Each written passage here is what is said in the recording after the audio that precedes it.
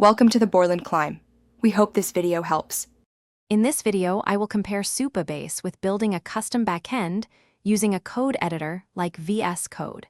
We'll explore their fundamental differences and how each approach impacts your development workflow. Understanding these distinctions is crucial for making informed decisions about your project's architecture and resource allocation. Let's dive into the core functionalities of each. Supabase excels in rapid development, offering a fully managed backend solution. You get a powerful PostgreSQL database, authentication, and storage out of the box, dramatically cutting down setup time.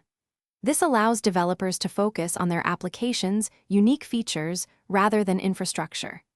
It's ideal for projects needing quick deployment and scalability without extensive backend expertise. Opting for a custom backend, often developed in VS Code, grants unparalleled control and flexibility.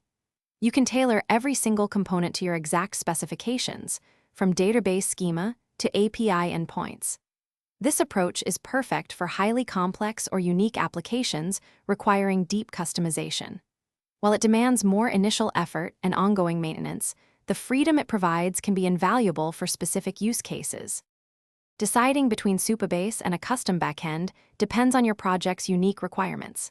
If speed, ease of use, and managed services are priorities, Supabase is a strong contender.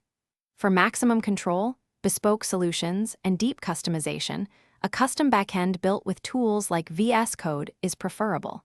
Evaluate your team's skills and project scope to make the best decision for long-term success.